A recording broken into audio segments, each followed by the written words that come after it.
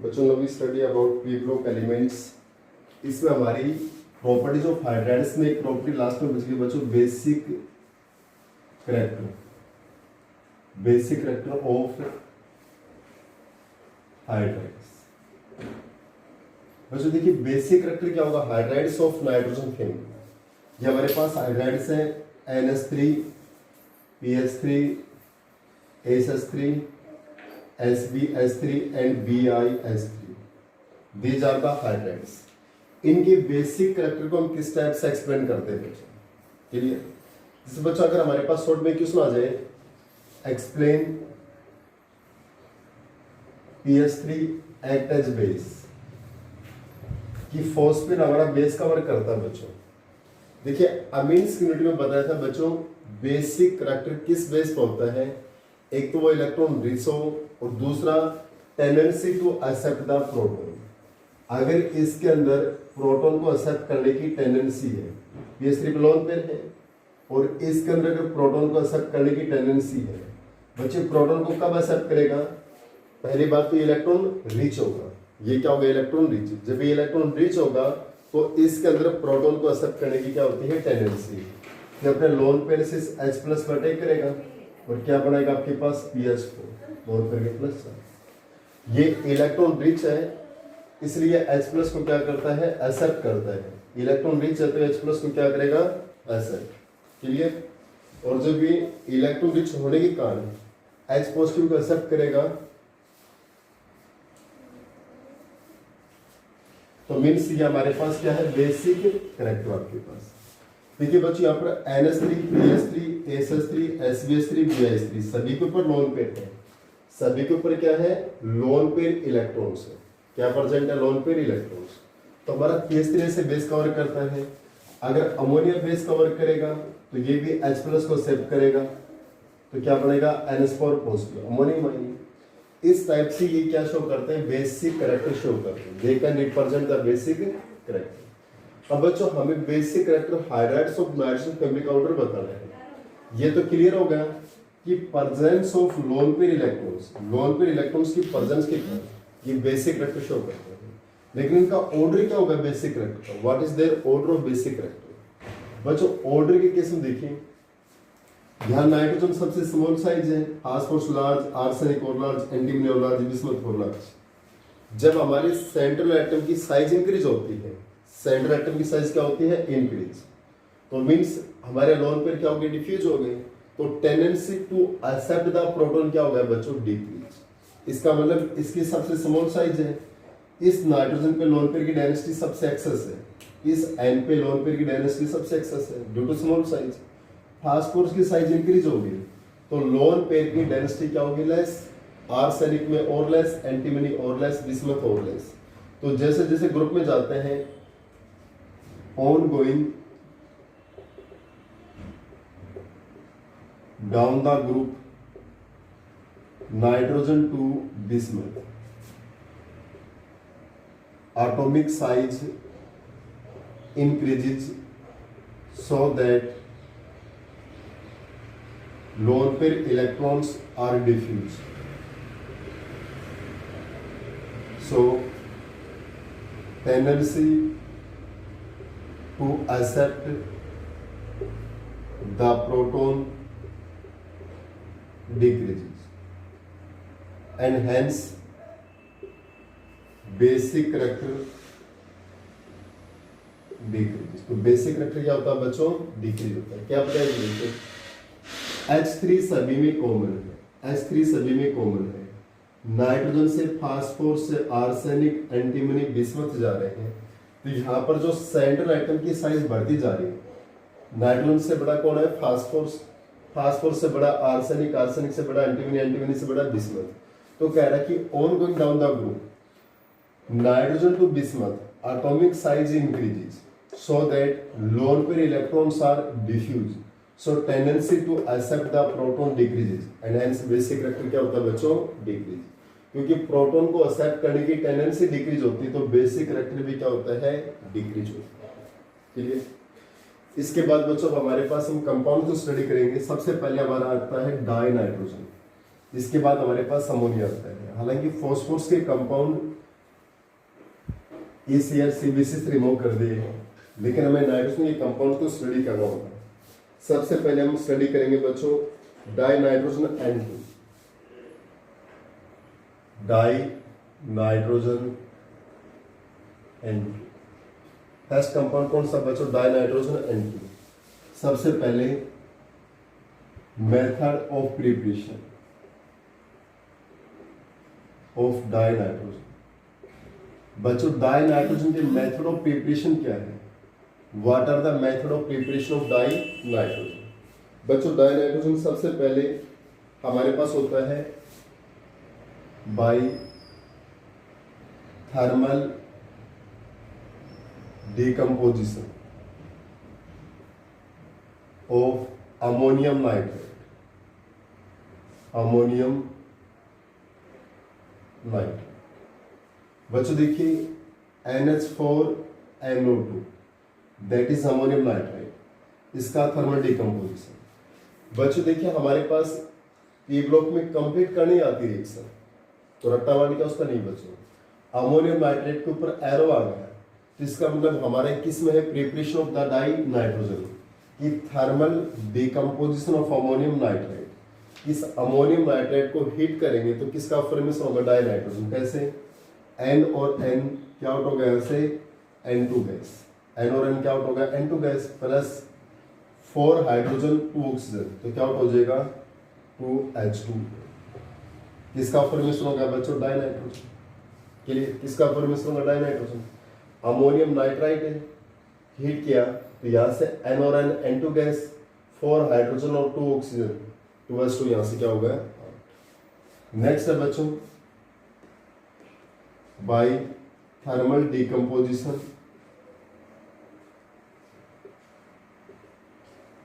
Of ammonium dichromate, ammonium dichromate. अगर ammonium dichromate को hit करेंगे, अमोनियम डाइक्रोमेट, अमोनियम ये होता है बच्चों डाइक्रोमेट Cr2O7, इस पे 2 लगा देंगे क्योंकि इस पे 2 माइनस होता है, इस पे 1 प्लस होता है। अमोनियम पे NH4 पॉजिटिव होता है बच्चों, और डाइक्रोमेट पे Cr2O7 2 नेगेटिव है, इसका ट्वाइस कर दिया, अमोनियम ट्वाइस Cr2O7। इस अमोनियम डाइक्रोमेट को हीट करेंगे तो भी हमारे पास N2 गैस का फॉर्मेशन होगा। या 2 मोल्स है, 2 moles of N2, N2 plus Cr2O7 से Cr2O3 और प्लस H2 प्लस H2O, यह हमारा क्या हो जाएगा? यहाँ से आउट हो जाएगा। रिएक्शन को बैलेंस कर लीजिए भी आप, बिल्कुल सिंपल सा आपके पास सिर्फ 4H2 आउट होंगे, रिएक्शन हमारी क्या हो गई? बैलेंस। क्लियर? तो thermal decomposition of ammonium dichromate, अगर अमोनियम डाइक्रोमेट को हीट करेंगे, इसको हीट किया तो यहाँ से N2 गैस आउट हो गई, Cr2O3 और 4H2 आउट हो गया। इसका मतलब डाई नाइट्रोजन का फॉर्मेशन किससे होगा बच्चों? Ammonium nitrite. अमोनियम नाइट्राइट को हिट किया तो भी डाई नाइट्रोजन, अमोनियम डाइक्रोमेट को हिट किया तो भी डाई नाइट्रोजन। जो हमारे पास नेक्स्ट प्रिपरेशन है बच्चों थर्मल डिकम्पोजिशन ऑफ सोडियम और barium iodide, thermal decomposition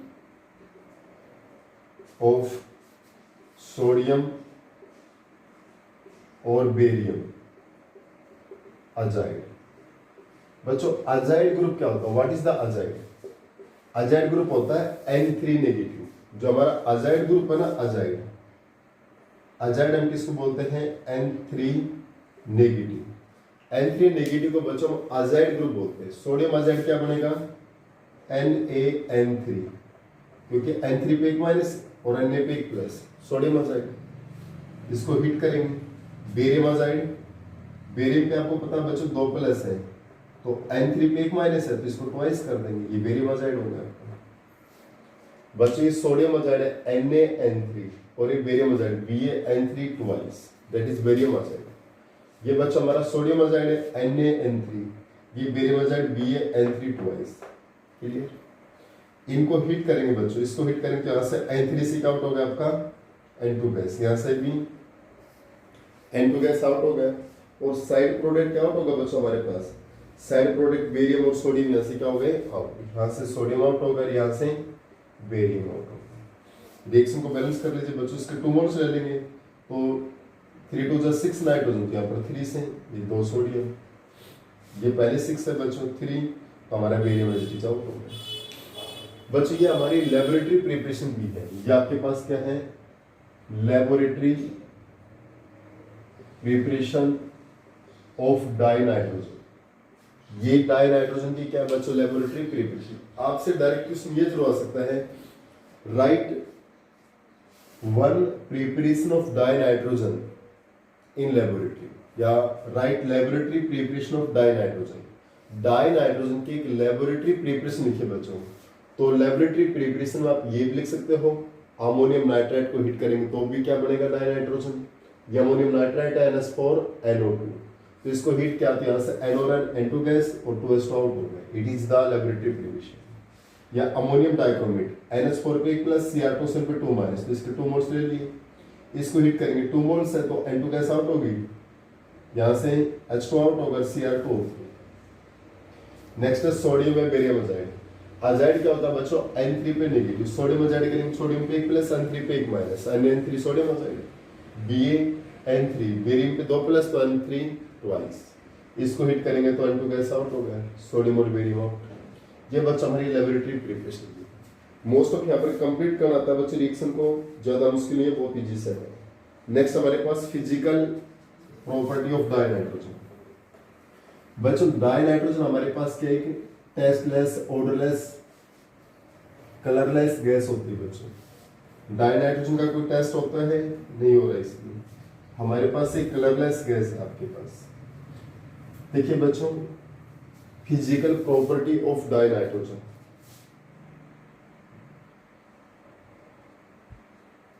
physical property of dinitrogen. Dinitrogen की फिजिकल प्रॉपर्टी क्या बच्चों हमारे पास, देखिए it is colourless, tasteless, it is colourless, tasteless and non toxic gas. मतलब नॉन टॉक्सिक बच्चों, हार्मफुल नहीं है, क्लियर। इसके बाद क्या बच्चों, it is slightly soluble in water, it is slightly soluble in water, it has 2 isotopes, इसके 2 isotopes होते हैं बच्चों, नाइट्रोजन 14 और नाइट्रोजन 15, क्लियर। एक बच्चों it is absorbed by activated charcoal. ये बच्चों ने आपको उसमें सरफेस क्रॉस में पढ़ाया था अभी, जो गैस नाइट्रोजन गैस है ये एडजॉर्प्शन शो करता है, एडजॉर्बेंट से अटैच हो जाता है, एक्टिवेटेड चारकोल से अटैच हो जाता है। बच्चों फिजिकल प्रॉपर्टी तो नॉर्मल है, इसमें कोई दिक्कत नहीं है, याद करने की है। इट इज कलरलेस, टेस्टलेस और नॉन टॉक्सिक गैस आपके पास, स्लाइटली सोल्युबल इन वाटर है, इसके 2 आइसोटोप होते हैं, अब्जॉर्ब्ड और एक्टिवेटेड चारकोल। इसके बाद आता है बच्चों केमिकल प्रॉपर्टीज। इसके बाद हमारे पास क्या है केमिकल प्रॉपर्टीज ऑफ डाइनाइट्रोजन। बच्चों केमिकल प्रॉपर्टी बहुत सिंपल से ध्यान से देखिए एक आप, केमिकल प्रॉपर्टीज ऑफ डाइनाइट्रोजन। बच्चों सबसे पहले रिएक्शन विद मेटल्स। फर्स्ट हमारे पास क्या है रिएक्शन विद मेटल्स। मेटल से रिएक्शन करेगा तो किसका फॉर्मेशन होगा बच्चों, एक है रिएक्शन विद मेटल्स, एक हमारे पास है reaction with non metals. Reaction with metals में क्या बच्चों, जो डाई नाइट्रोजन है वो मेटल से रिएक्शन करता है, सपोज करो मैग्नीशियम से रिएक्शन करता है, मैग्नीशियम मेटल है। डाई नाइट्रोजन हमारा सपोज करो कैल्शियम से रिएक्शन करता है, कैल्शियम मेटल है। डाई नाइट्रोजन हमारा सोडियम से रिएक्शन करता है, सोडियम मेटल है, क्लियर। तो बच्चों ये मेटल से रिएक्शन करेगा तो किसका फॉर्मेशन होगा, डाई नाइट्रोजन जिंक से रिएक्शन करता है, जिंक मेटल है, तो मेटल से रिएक्शन करेगा तो किसका फॉर्मेशन होगा, देखिए डाई नाइट्रोजन मैग्नीशियम से रिएक्शन करेगा तो क्या बनेगा, Mg के साथ कौन जुड़ गया, M। कैल्शियम के साथ कौन जुड़ गया, N। लेकिन बच्चों एक बात सबसे मेन ये है, N पे आपको पता है -3 चार्ज होते हैं, क्योंकि इसके वैलेंस शेल में 5 इलेक्ट्रॉन्स है। ऑक्टेट कंप्लीट करने के लिए 3 इलेक्ट्रॉन्स को गेन करता है, तो इसमें -3 चार्ज है। और आपको पता है कैल्शियम और मैग्नीशियम अल्कलाइन अर्थ मेटल्स है, so they have +2 charge. These are alkaline earth metals, so they have +2 charge. Nitrogen पे क्या चार्ज होता है, -3 चार्ज होता है। क्लियर। तो बच्चों चार्ज को बैलेंस करने के लिए इसको हम 2 से मल्टीप्लाई कर दें, इसको हम 3 से मल्टीप्लाई कर दें, इसको 2 और इसको 3, 3 2 जा 6, 2 3 जा 6 हो गया। तो क्या बढ़ेगा भाई, मेटल से Mg3 Ca3 N2। तो इस रिएक्शन को बैलेंस करने 3 कैल्शियम N2 तो है, 3 मैग्नीशियम N2 तो है। सोडियम से रिएक्शन करेगा तो सोडियम पे क्या होता है बच्चों, Na(N). N पे -3, सोडियम पे 1+, तो यहाँ पर Na3N जोड़ दिया हमने। अगर 2 नाइट्रोजन है तो यहाँ पर 6 सोडियम। जिंक पे आपको पता है 2+ चार्ज होता है, तो Zn(N). इसका मतलब ये 2 और ये 3, क्योंकि इसमें +2 इसमें -3। रिएक्शन विद मेटल हो गया। नेक्स्ट बच्चों, reaction with non metals. Non metals के साथ क्या रिएक्शन है बच्चों, what are the reaction of non metals. बच्चों नॉन मेटल्स में जैसे हमारे पास ऑक्सीजन से रिएक्शन करेगा तो क्या बनाएगा, हाइड्रोजन से रिएक्शन करेगा तो किसका फॉर्मेशन होगा। तो देखिए रिएक्शन विद ऑक्सीजन, N2O2 से रिएक्शन करता है बच्चों, तो क्या बनाएगा आपके पास, नाइट्रिक ऑक्साइड। इसका फॉर्मेशन करता है nitric oxide Na। Reaction with dihydrogen, H2 से रिएक्शन करेगा तो किसका फॉर्मेशन करेगा, N2 के साथ रिएक्शन करता है तो किसका फॉर्मेशन करता है बच्चों, अमोनिया का। ये बच्चों हमारी हैबर प्रोसेस है, वॉल्टर ट्रांसफॉर्म। नेक्स्ट है बच्चों रिएक्शन आपके पास हाइड्रोजन से हो गया, आपके पास रिएक्शन किससे हो गया, आपके पास ऑक्सीजन से हो गया आपकी। रिएक्शन देखिए बच्चों हमारे पास एक एल्यूमिना से रिएक्शन करेगा तो क्या होगा, रिएक्शन विद एल्यूमिना Al2O3, काफी इंपॉर्टेंट रिएक्शन है बच्चों। Al2O3 के साथ में डाई नाइट्रोजन रिएक्शन करेगा तो क्या बनाएगा, तो बच्चों यहाँ पर रिएक्शन होती है एल्यूमिनियम नाइट्राइड बनाता है। क्या बनाता है, एल्यूमिनियम नाइट्राइड।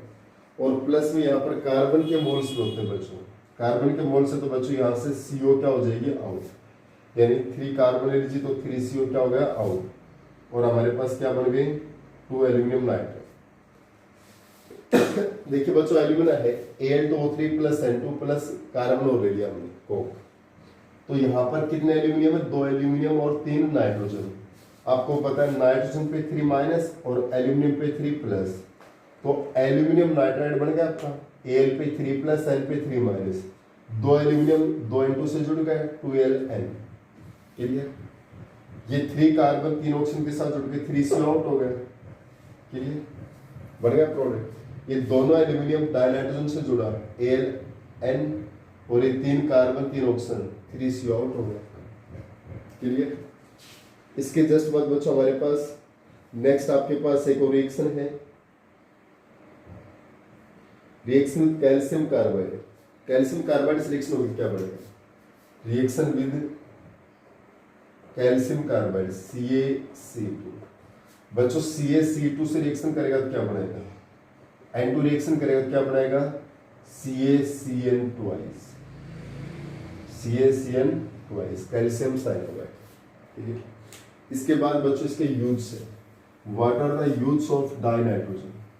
बच्चों हमारा एक कंपाउंड कंप्लीट हो जाएगा यूज के जस्ट बाद। डाइनाइट्रोजन के क्या यूज है, इसके बाद हमारा डाइनाइट्रोजन विल बी कंप्लीट। इसके बाद हम अमोनिया डिस्कस करेंगे। बच्चों इसका यूज किस में होता है, अभी आपके पास it is used to manufacture, it is used to manufacture nitric acid, it is used as laboratory reagent। Clear. और इसका यूज किस में होता है बच्चों, एक रेफ्रिजरेंट होता है, इलेक्ट्रिक बल्ब होता है, आपको पता है it is used in electric bulb. बच्चों को पता है इलेक्ट्रिक बल्ब जो हमारे 100 वाट के बल्ब आते हैं जिनमें टंगस्टन फिलामेंट होता था, उनमें हम इनर्ट गैस फिलअप कर देते डाई नाइट्रोजन, क्लियर, ताकि टंगस्टन का ऑक्सीडेशन ना हो सके। It is used in refrigerator या एयर कंडीशन। बच्चों एयर कंडीशन या रेफ्रिजरेटर में कौन सी गैस फिलअप करते हैं? लिक्विड नाइट्रोजन ही गैस फिलअप करते हैं बच्चों। हमारे पास जो रेफ्रिजरेटर है या एयर कंडीशन उसमें कौन सी गैस फिलअप होती है? डाई नाइट्रोजन गैस ही फिलअप होती है बच्चों। Which gas will be filled there? Dinitrogen, clear. बच्चों यूज तो कोई ज्यादा रिक्वायरमेंट नहीं इसको याद करने की आपको। नेक्स्ट बच्चों हमारा कंपाउंड है ammonia. Next compound is ammonia. बच्चों कंपाउंड में कुछ बोरिंग्स होंगी, लेकिन आपको इन कंपाउंड्स को रिटर्न करके प्रैक्टिस कर लेंगे एक बार प्रिपरेशन और केमिकल प्रॉपर्टीज को, तो ज्यादा मुश्किल नहीं है। अगर साथ ही साथ करेंगे तो दिक्कत नहीं है, एक साथ करने की कोशिश करेंगे तो प्रॉब्लम है बच्चों। अमोनिया। अब बच्चों नेक्स्ट कंपाउंड हमारे पास है अमोनिया। सबसे पहले method of preparation of ammonia. Method of preparation of ammonia. बच्चों अमोनिया का मेथड ऑफ प्रिपरेशन, सबसे पहले hydrolysis of urea. Hydrolysis of urea. Urea का हाइड्रोलाइसिस करेंगे तो हमारे पास किसका फॉर्मेशन होगा? NH2CO NH2, that is urea. इसका हाइड्रोलाइसिस करेंगे किसका फॉर्मेशन होगा? अमो NH3 + CO2, अमोनिया का फॉर्मेशन होगा। किसका फॉर्मेशन होता है बच्चों? अमोनिया का। जैसे आप यूरिया का हाइड्रोलाइसिस करेंगे तो किसका फॉर्मेशन होगा आपके पास? अमोनिया का फॉर्मेशन होगा। यहाँ से वाटर प्लस में H2 यानी CO2 गैस यहाँ से क्या हो जाएगी? आउट हो जाएगी। यहाँ पर किसका फॉर्मेशन होगा बच्चों? अमोनिया का फॉर्मेशन होगा। किसका फॉर्मेशन होगा? Ammonia plus CO2 gas will be out. Next है बच्चों by heating ammonium salt with strong base. By heating ammonium salt with strong base. बेटे इनऑर्गेनिक की यूनिट है, थोड़ा सा रटाफिकेशन है, पहले बता रहा हूं, कोशिश कीजिए इसको याद करने। देखिए हम ये पॉइंट आपको याद करना पड़ेगा कि यूरिया की हाइड्रोलाइसिस करेंगे और hydrolysis of urea we get the ammonia. तो हमारा ये जो यूरिया है इसकी हाइड्रोलाइसिस करेंगे तो हमें किसका फॉर्मेशन होगा? अमोनिया। फिर कह रहा है कि जो अमोनियम सोल्ट है बच्चों, अमोनियम सोल्ट की हम किस रिएक्शन करते हैं? स्ट्रॉन्ग बेस से। अमोनियम सोल्ट की किस रिएक्शन करते हैं? Strong base. अमोनियम सोल्ट क्या होता है बच्चों? NH4Cl, अमोनियम क्लोराइड, इस पे एक प्लस इस पे एक माइनस, या अमोनियम सल्फेट NH4SO4, तो अमोनियम ट्वाइस SO4 2 माइनस, ये अमोनियम सल्फेट। ये अमोनिया के साल्ट है बच्चों, अमोनियम क्लोराइड या ammonium sulphate, these are salt of ammonia. ये सॉल्ट ऑफ अमोनिया है। किस रिएक्शन करेंगे? स्ट्रॉन्ग बेस से, NaOH या KOH। NaOH से रिएक्शन करेंगे या KOH से? NaOH और KOH के हमारे स्ट्रॉन्ग बेस। तो यहां से बच्चों हमारा क्या आउट हो जाएगा? NH4 से NH3। NH4 से क्या आउट हो गया बच्चों? NH3। देखिए ध्यान से देखिए बच्चों, इस NH4 से NH3 तो HCl बच गया ना, HCl, Cl तो Na से जुड़ेगा तो क्या आउट होगा? NaCl। और यहाँ का जो H है ना, H इस OH से जुड़ेगा तो क्या आउट होगा? H2। दोबारा से देखिए बच्चों, मैं किस टाइप से हिट कर रहा हूँ कि यहाँ से हमारे पास ये NaCl आउट हो गया, यहाँ से NaCl, ये NH4 से NH3, तो यहाँ से H और OH का आउट हो गया H2। इसी टाइप से यहाँ पर बच्चों ये इस रिएक्शन करेगा तो इसके 2 मोल्स ले लेंगे बच्चों, तो यहाँ से 2 मोल्स ऑफ अमोनिया 2NH3, ये 2 पोटासियम और सल्फेट क्या आउट हो गया? K2SO4, K2SO4, यहाँ से 2 हाइड्रोजन, यहाँ से 2 OH, 2 मोल्स ऑफ क्या आउट हो गया आपके पास? H2, 2 moles of H2 out. बस मैक्सिमम टाइम से रिएक्शन कंप्लीट करना आता है। जैसे ऐसे रिएक्शन आएगी आपके पास, जैसे हमने ये लिख दिया अभी आपके पास इस टाइप से क्वेश्चन आता है कि NH4 ट्वाइस SO4 प्लस में 2 NaOH, कंप्लीट द रिएक्शन। इस रिएक्शन को कंप्लीट कीजिए बच्चों। तो ये आपके माइंड में फोकस आना चाहिए बच्चों कि अमोनियम सोल्ट, हमारा अमोनियम सोल्ट जब भी स्ट्रॉन्गेस्ट रिएक्शन करता है किसका फॉर्मेशन होता है, अमोनिया। नहीं भी आता तो देखिए इसको ब्रेक कीजिए बच्चों, ये प्लस और माइनस ब्रेक हो गया, ये प्लस और माइनस ब्रेक हो गया। आप जस्ट वैसे रिएक्शन करने की कोशिश करो, तो इसका प्लस इसके माइनस से जुड़ेगा और इसका प्लस इसके माइनस से जुड़ेगा, क्या आउट हो गया बच्चों, Na2SO4। क्या आउट हो गया आपका, Na2SO4। अब NH4 प्लस अमोनियम आयन है, यहाँ से क्या आउट हो जाएगा आपका अमोनिया, तो अमोनिया गैस आउट हो गई। यहाँ से 2 हाइड्रोजन बचेंगे, 2 हाइड्रोजन इस से जुड़ के क्या आउट हो जाएंगे आपके 2H2, क्या आउट हो जाएंगे आपके पास 2H2O। तो यहाँ पर किसका फॉर्मेशन होगा आपके पास, formation of ammonia take place. तो इस टाइप से हमारा अमोनिया का फॉर्मेशन होता है। These are the method of preparation of ammonia. Next हमारे पास है बच्चों, नेक्स्ट प्रिपरेशन है, जैसे हमने हाइड्राइड्स का फॉर्मेशन किया था बच्चों, hydrolysis of binary metal compound. Next ammonia का फॉर्मेशन किससे करेंगे बच्चों, hydrolysis of binary metal compound. Third preparation, hydrolysis of binary metal compound. Hydrolysis of binary metal compound से कैसे करेंगे बच्चों, ये हमारा Mg3N2, ये हमारा Ca3N2, ये बाइनरी मेटल कंपाउंड है। इसकी हम हाइड्रोलाइसिस करते हैं डाइल्यूट HCl या वाटर से हाइड्रोलाइसिस करते हैं। ये H पॉजिटिव से नेगेटिव ब्रेक हो गया, ये Mg2 पॉजिटिव N-3 में ब्रेक हो गया। बच्चे तो हाइड्राइड्स की प्रिपरेशन करवाए तो वही है ना, this reaction are present in hydrides, preparation of hydrides Mg3N2 या Ca3N2। तो इस Ca3N2 भी कैल्शियम 2 + N-2 ब्रेक हो गया। तो हमारा जो यहाँ पर नाइट्रोजन है 2 नाइट्रोजन है, N पे -3 है तो किससे जुड़ेगा, H+ से। तो N-3 से कितना जोड़ेंगे 3H, और 2 है तो 2NH3, और Mg+ से कौन जुड़ेगा Cl-, तो MgCl। तो इस पे 2 माइनस और Cl पे, Mg पे 2 प्लस और Cl पे 1 माइनस, तो MgCl2। रिएक्शन को बैलेंस करने 3 मैग्नीशियम तो 6 बढ़ गया। वाटर से रिएक्शन एक किस्म ब्रेक होगा H+ OH-, N- से कौन जुड़ेगा H+, अमोनिया पड़ गए, और इस कैल्शियम प्लस से कौन जुड़ेगा OH-, तो हमारे पास कैल्शियम हाइड्रोक्साइड आउट हो गया। तो ये भी हमारे पास किसका फॉर्मेशन होगा, फॉर्मेशन ऑफ अमोनिया। यानी हाइड्रोलाइसिस से भी हमारा किसका फॉर्मेशन होता है बच्चों, अमोनिया का। एक है बच्चों मैन्युफैक्चर ऑफ अमोनिया। अब हमारे पास इसका इंडस्ट्रियल यानी कॉमर्शियल मैन्युफैक्चर ऑफ अमोनिया क्या बच्चों, यानी हमारा है formation of ammonia, method of preparation of ammonia, लेकिन commercially manufacture of ammonia, manufacturing of ammonia या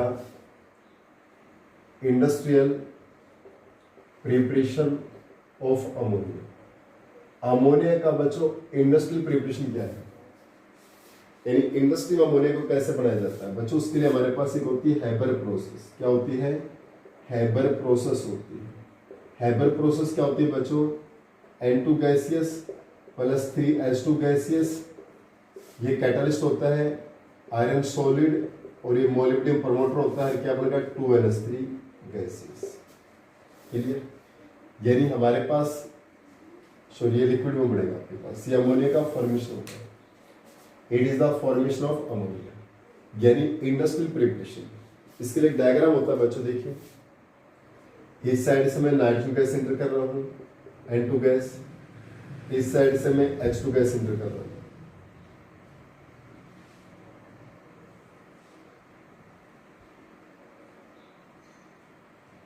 यह हमारा कंप्रेसर होता है बच्चों, यहां पर हमारे पास क्या है, कंप्रेसर है, इट इज द कंप्रेसर। जो गैस को कंप्रेस करेगा 20 मेगापास्कल या 200 एटमॉस्फेरिक प्रेशर। बच्चों यहाँ पर कंप्रेसर होता है, इसमें कितना प्रेशर डेवलप होता है 20 मेगापास्कल या 200 एटमॉस्फेरिक, जो दोनों गैस को क्या कर देगा, कंप्रेस कर देगा। कंप्रेस करेगा तो बहुत गैसेस आ जाएगी टू ईच अदर, और जैसे गैसेस रिएक्शन करेंगी बच्चों, इसके जस्ट बाद ये गैसेस रिएक्शन करेंगी, इसको हम कैटलाइज करवाते हैं बच्चों। यहाँ पर क्या करवाते हैं, कैटलाइज करवाते हैं। अब इन गैसेस को क्या करेंगे, catalyse. Catalyse by alumina iron molybdenum catalyse होगा। तो बच्चों यहाँ पर किसका फॉर्मेशन होता है, अपने पास अमोनिया का फॉर्मेशन होता है। यहाँ किसका फॉर्मेशन होगा, अमोनिया।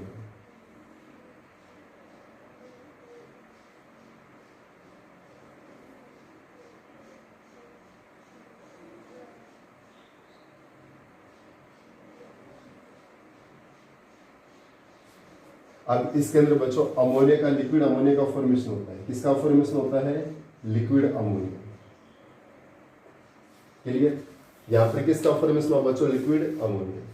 देखिए यहाँ से N2 गैस आउट, यहाँ से H2 गैस, N2 गैस यहाँ से इंटर करती है, H2 गैस यहाँ से इंटर करती है। ये कंप्रेसर है 20 मेगापिक्सल, जहाँ पर गैस को कंप्रेस किया जाएगा। कंप्रेस होने के बाद क्या होती है, कैटलाइज होती है, और कैटलाइज होकर बच्चों किस में कन्वर्ट होता है, अमोनिया में। लेकिन जो है साइड प्रोडक्ट लिक्विड अमोनिया में कन्वर्ट हो गया। कुछ गैस ऐसी बच गई जो N कैटलाइज है, N2 प्लस H2। कुछ गैस ऐसी जो कैटलाइज नहीं हुई। तो यहाँ पर हमारे पास एक पंप होता है बच्चों, यहाँ पर क्या होता है, हमारे पास एक पंप होता है। वो इस गैस को वापस रिवर्स करेगा। यहाँ पर जो पंप है वो इस जो N2 प्लस H2 जो N कैटलाइज गैस है, जो गैस अमोनिया में कन्वर्ट नहीं हुई, उस N2 और H2 गैस को ये वापसी खींच लेगा पंप, और वापसी कहाँ पर पास करेगा बच्चों, कैटलाइज होने के लिए भेज देगा। वापसी वो उस गैस को कैटलाइज होने के लिए दोबारा से भेजेगा। क्लियर, दोबारा से देखिए क्या कह रहा हूँ बच्चों, N2 और H2 गैस इंटर हो रही है, कंप्रेसर में आके कंप्रेस होती है दोनों गैस 20 मेगा पास्कल प्रेशर से। कंप्रेस होने के बाद हम इनको कैटलाइज होने के लिए भेजते हैं। कैटालिस्ट इन रिएक्शन को किस में कन्वर्ट करता है बच्चों, लिक्विड अमोनिया में। लेकिन कुछ गैस जो लिक्विड अमोनिया में कन्वर्ट नहीं हुई है, क्योंकि कंप्लीट रिएक्टेंट प्रोडक्ट में चेंज नहीं होता है, तो जो अनकैटलाइज गैस है उनको पंप वापसी रिवर्स करता है और वापसी कैटलाइज होने के लिए भेजता था कि अमोनिया में कन्वर्ट हो जाए। अब हैबर प्रोसेस के लिए हमारे पास बच्चों एक होता है टेम्परेचर। ये जो हैबर प्रोसेस हमारी एक्सोथर्मिक रिएक्शन है, it is an exothermic reaction, ये हमारी exothermic reaction. So we required low temperature to proceed this reaction and optimum temperature is 700 Kelvin। Next है बच्चों प्रेशर। रिएक्टेंट मॉलिक्यूल गैसियस है, reactant molecule gaseous है, reactant molecules are gaseous, so we require high temperature. तो हमें high temperature क्या होती है, requirement होती है। क्लियर, लाइक कितना प्रेशर होगा 200 एटमॉस्फेयर या 20 मेगा पास्कल। और नेक्स्ट क्या है, कैटालिस्ट। बच्चों कैटालिस्ट क्या करते हैं, जो रिएक्शन की जो रेट है ना, जैसे जो रिएक्शन हमारी 10 मिनट्स में हो रही, कैटालिस्ट के प्रेजेंस में रिएक्शन 5 मिनट 4 मिनट में हो जाएगी। मतलब रिएक्शन की रेट को क्या कर देता है, इंक्रीज, यानी it can increase the rate of reaction. ये रेट ऑफ रिएक्शन क्या कर देगा, इंक्रीज। कैटालिस्ट आपको पता ही बच्चों, आयरन सॉलिड मोलिब्डेनम प्रमोटर, ये हमारे पास क्या है, कैटालिस्ट। बच्चों इंडस्ट्रियल प्रिपरेशन ऑफ अमोनिया क्या हमारे पास की इंडस्ट्री में अमोनिया का फॉर्मेशन कैसे करते हैं भाई, हैबर प्रोसेस करते हैं बच्चों।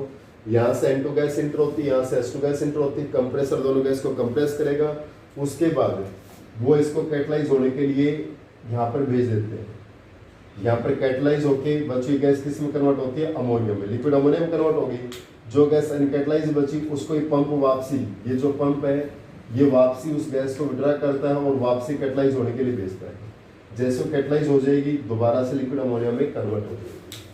हमारी रिएक्शन एक्सोथर्मिक है, तो इस रिएक्शन को प्रोसीड होने के लिए हमें लो टेम्परेचर की रिक्वायरमेंट है।